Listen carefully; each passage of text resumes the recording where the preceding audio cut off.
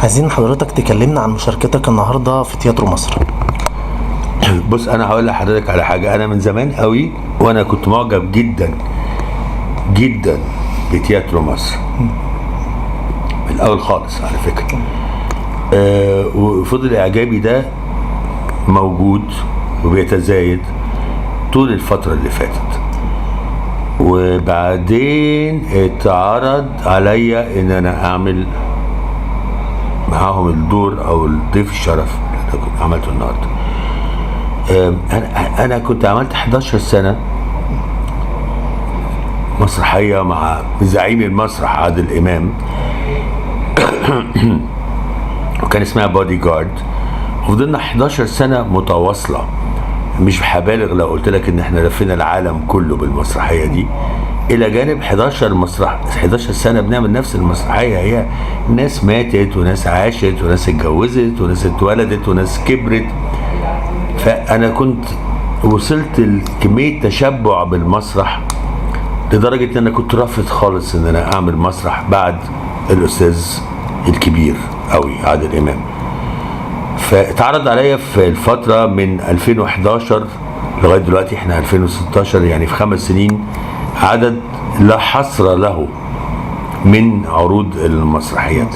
بس انا كنت برفض. ليه؟ لاني كنت بقيت مشبع بالمسرح ومش عايز اعمل مسرح تاني. لغايه ما جه العرض ده. بيني وبينك انا برضو في الاول رفضت، مش علشان مش عاجبني، انا بموت فيهم كلهم، ومش علشان هم حاجه. كنت بتتابع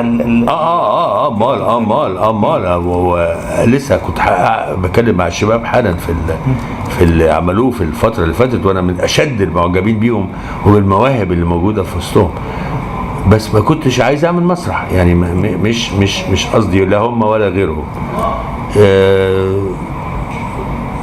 مراتي كان ليها دخل كبير جدا الصراحه انها تقنعني. وبعدين اتضح النهارده ان كان بالاشتراك مع هالة فاخر اختي الخمسه اللي ما ولدتهاش ابويا وامي، إن يعني انا كنت مستعجب جدا لدرجه الزن اللي كان على دماغي. طب ما تجرب يا ستي، انا مش عايز اعمل مسرح.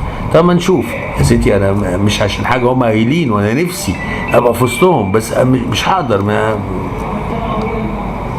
المهم في الاخر وافقت. تمام. بعد ما وافقت ندمت على كل يوم اتاخرت فيه ان انا انضم للعمل اللي حصل النهارده.